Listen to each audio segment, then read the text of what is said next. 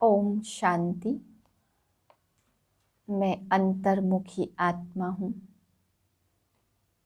मन और बुद्धि में ज्ञान के चिंतन द्वारा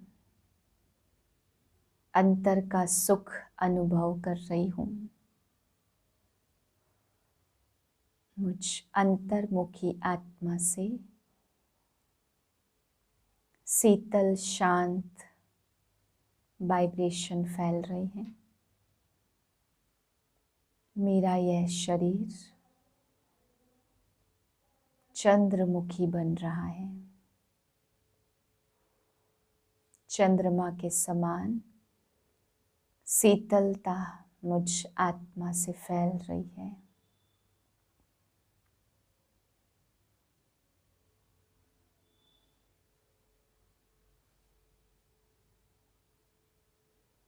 मुझ आत्मा के मस्तक से सूर्य के समान तेजस्वी किरणें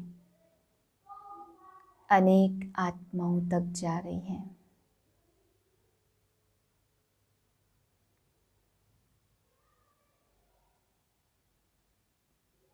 अब मैं आत्मा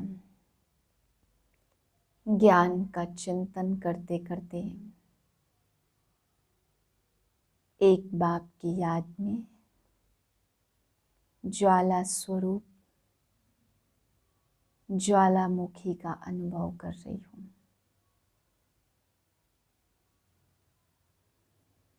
चारों स्वरूप याद करें। अंतर्मुखी,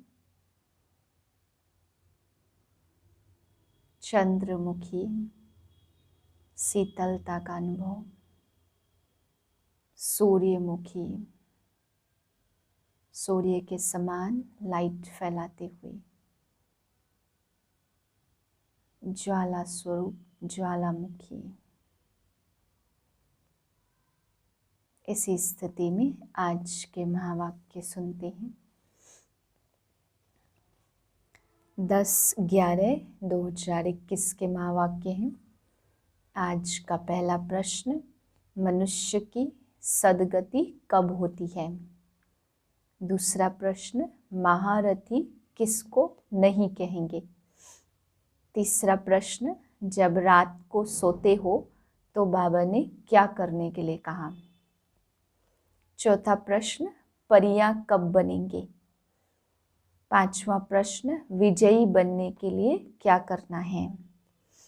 मीठे बच्चे, भारत सभी का तीर्थ स्थान है, इसलिए सब धर्म वालों को भारत तीर्थ की महिमा सुनाओ, सबको संदेश दो। प्रश्न है, किस पुरुषार्थ से तुम्हारी अंतमति सोगति होगी? निद्रा जीत बन जाएंगे। उत्तर है, रात को जब सोने जाते हो तो पहले बाप और वर्षे को याद करो, स्वदर्शन चक्र फिराते रहो।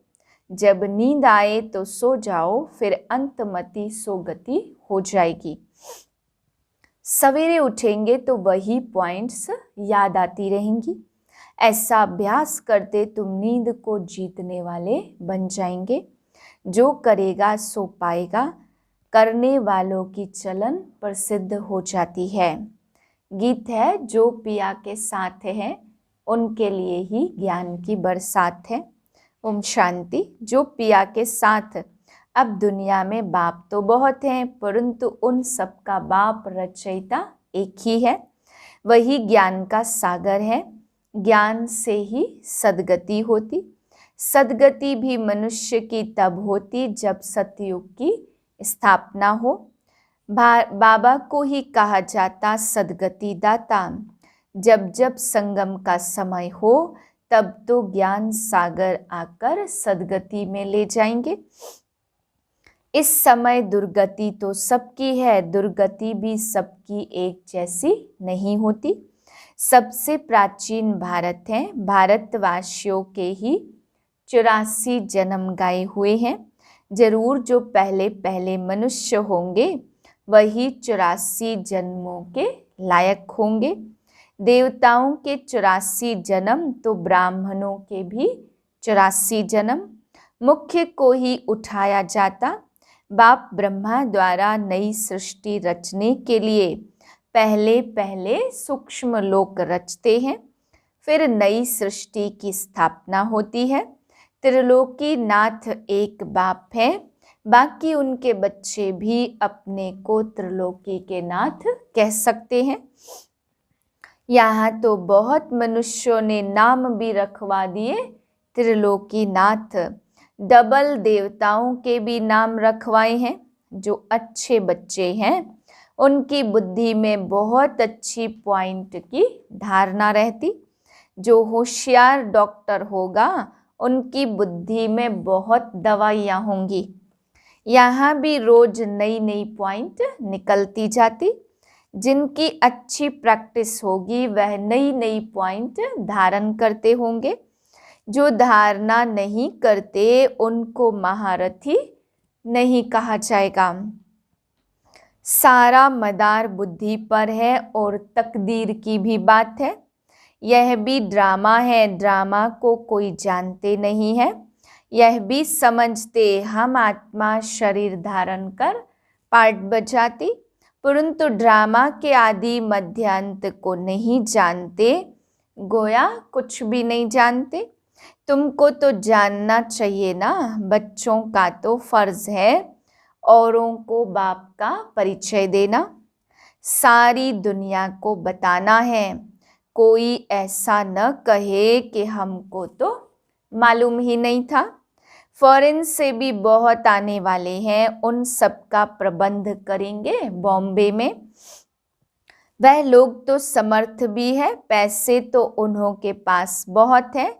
शिव को अपना बड़ा गुरु तो मानेंगे ना, इसलिए समझाया जाता इन धर्म पिताओं का भी कुछ पार्ट है।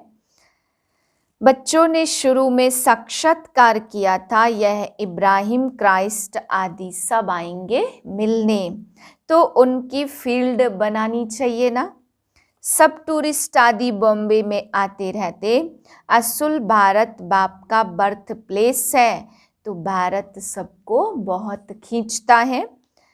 फिर सब में भगवान कहने से बेहद के बाप का महत्व गुम कर दिया। अब तुम समझाते हो कि भारत सबसे बड़ा तीर्थ स्थान है।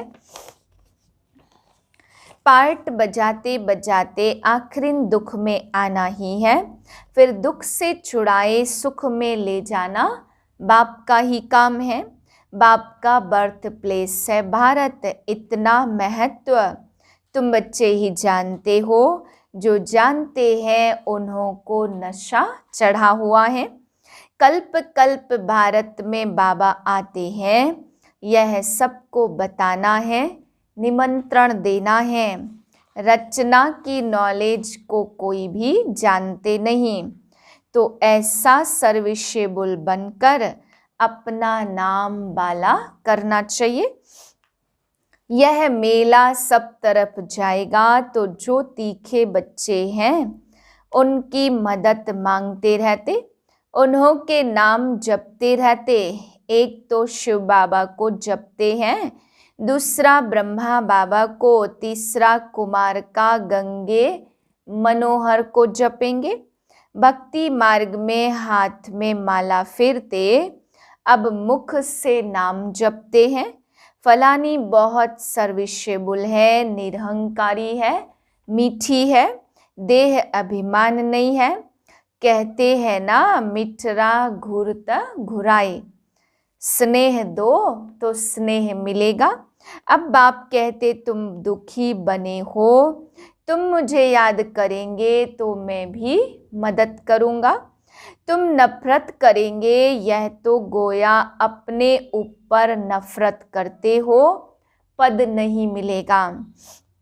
धन कितना अथाह मिलता, किसको लॉटरी मिलती है तो कितना खुशी होती, उसमें भी कितने इनाम आते, फिर सेकंड प्राइज थर्ड प्राइज होती। यह भी ईश्वरीय रेस है, ज्ञान और योग की रेस है। जो उनमें तीखे जाएंगे वह गले का हार बनेंगे और तख्त पर नजदीक बैठेंगे। तुम सब हो कर्म योगी। अपने घर को भी संभालो, क्लास में 1 घंटा बैठना है, फिर घर में जाकर रिवाइज करना है। स्कूल में भी ऐसे करते हैं ना, 15-20 मिनट भी क्लास में पढ़कर फिर धंधे धोरी में चक्र लगाओ। आगे तुमको बाबा बिठाते थे तो बाप की याद में बैठो। देखा जाता यह विचार सागर मंथन करते, धारणा करते, कोई लोभ आदि तो है नहीं। यह शरीर पुराना है, इनका भी बहुत ख्याल नहीं करना है। यह ठीक भी तब रहेगा जब ज्ञान योग की पूरी धारणा होगी।